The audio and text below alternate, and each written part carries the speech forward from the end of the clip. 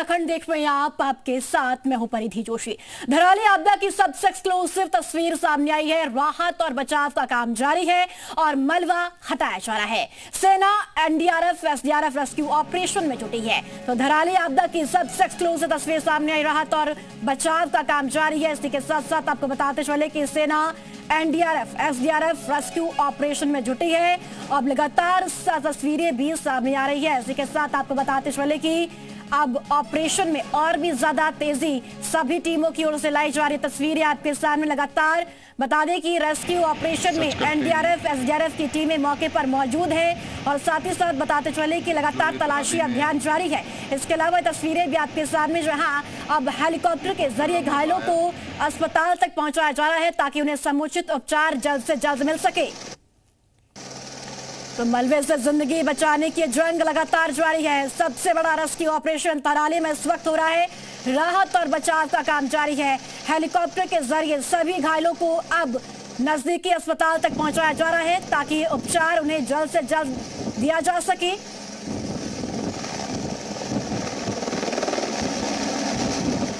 तो धराली संपर्क मार्ग फिलहाल अभी कई ऐसे संपर्क मार्ग है जो फिलहाल अभी ध्वस्त बताए जा रहे हैं। हालांकि अब हेली के जरिए रेस्क्यू ऑपरेशन भी किया जा रहा है। इसी के साथ साथ बता दें कि हेली के जरिए सभी घायलों को उपचार के लिए पहुंचाया जा रहा है। सभी टीमें मौके पर तैनात है। एसडीआरएफ एनडीआरएफ इसके अलावा सभी अधिकारियों की ओर से आम लोगों से भी बातचीत की जा रही है और साथ ही साथ जो कल हुआ उसको लेकर भी तमाम जानकारियां इकट्ठा की जा रही है। दो तस्वीरें आपके सामने, ये बेहद महत्वपूर्ण तस्वीरें हैं। जहां पहली तस्वीर में तमाम जो रेस्क्यू टीमें हैं वो मौके पर मौजूद है। दूसरी तस्वीर में देखिए लगातार खैर गंगा नदी का जो पानी है बहता हुआ नजर आ रहा है, लेकिन मौके पर रेस्क्यू के लिए टीमें मौजूद है। फिलहाल अब बहाव कम हो चुका है और पानी भी कम हो गया है खैर गंगा नदी का।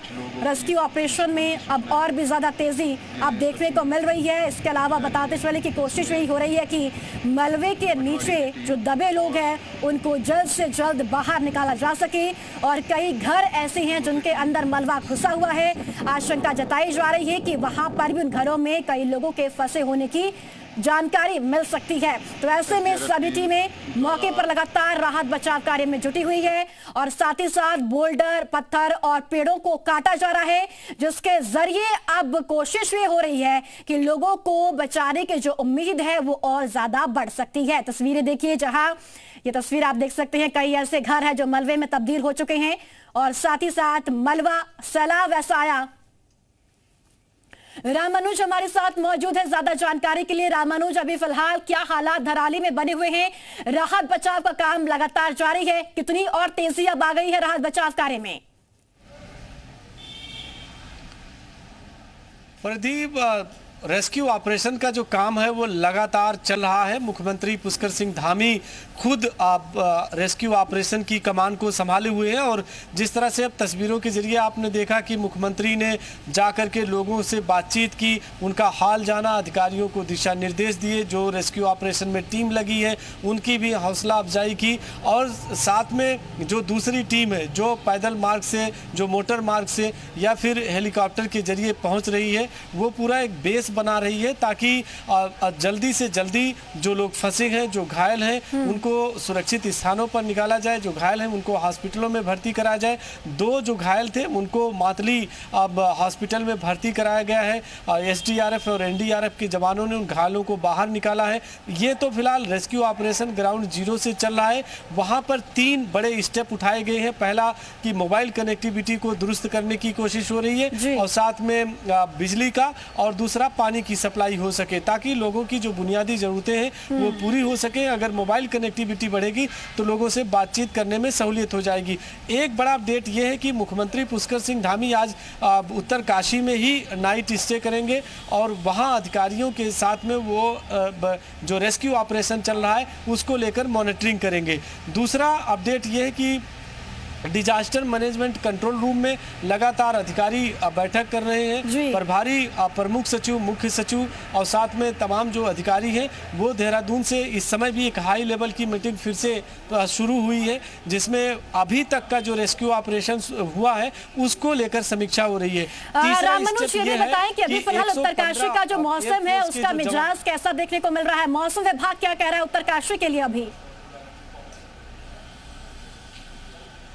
मौसम विभाग के अधिकारियों से जब बातचीत हुई तो उन्होंने कहा कि उत्तरकाशी के कुछ इलाकों में, कई इलाकों में भारी बारिश हो सकती है, कुछ इलाकों में हल्की मध्यम बारिश का पूर्वानुमान है। और अगर मौसम का जो तस्वीर है उसको अगर आपको दिखाएं तो आप थोड़ा सा अंदाजा लगा सकते हैं। अभी भी राजधानी देहरादून में मूसलाधार बारिश हुई। इसी तरह से जो बॉर्डर का इलाका है बिल्कुल ठीक सामने, अगर आप हमारे पहाड़ी के साइड में देखेंगे तो वहाँ पर आप देखेंगे कि मौसम किस तरह से बना हुआ, बारिश के जैसे मौसम बना हुआ। ये जो सामने ठीक पहाड़ी स्क्रीन पर आपको हल्की सी नज़र आ रही है, ये उत्तरकाशी और देहरादून के बॉर्डर की क्षेत्र की पहाड़ी है, जैसे मसूरी के पास की। तो मौसम फिलहाल इसी तरह से बना हुआ है कि कई इलाकों में हल्की बारिश, कुछ इलाकों में हल्की मध्यम बारिश, कुछ इलाकों में भारी बारिश का पूर्वानुमान मौसम विभाग के जो अधिकारी हैं उन्होंने कहा है कि कल भी फिलहाल मौसम बिगड़ सकता है। कई इलाकों में हल्की बारिश के साथ भारी बारिश भी हो सकती है। तो बारिश एक बहुत बड़ी समस्या बनी है और जिससे रेस्क्यू ऑपरेशन में दिक्कत आ रही है। जो एक बड़ा अपडेट आपको बता रहा था मैं कि एयरफोर्स के 115 जो जवान हैं उनकी स्पेशल टीम है, उनको फिलहाल MI-17 और चिनूक के हेलीकॉप्टर के जरिए ड्रॉप करने की प्लानिंग है, लेकिन मौसम साथ नहीं दे रहा है। आज दिन भर सबकी निगाहें मौसम पर रही। अगर मौसम साफ होता तो रेस्क्यू ऑपरेशन और तेज हो सकता है। तो जो जिस हाई लेवल मीटिंग की मैं बात कर रहा था वो हाई लेवल की मीटिंग फिलहाल समाप्त हो गई है। सभी जो सीनियर अधिकारी हैं, आप देखिए DGP और तमाम जो अधिकारी हैं वो मौके से बाहर निकले हैं। मंत्रणा हो रही है कि अब आखिर जो मोटर मार्ग है उसको कैसे दुरुस्त किया जाए। बिल्कुल, बैठकों का दौर जारी है और राहत ऑपरेशन जो है लगातार जारी है। धराली में बहुत शुक्रिया राम मनोज आपका इस खबर पर जानकारी साझा करने के लिए।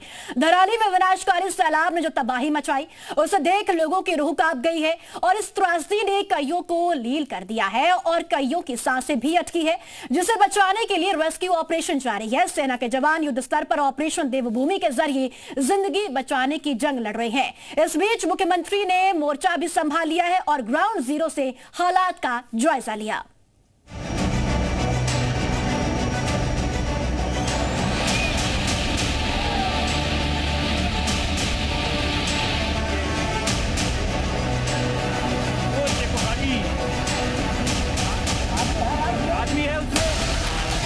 उत्तरकाशी के धराली गांव में तबाही का ऐसा मंजर जिसने भी देखा सहम गया।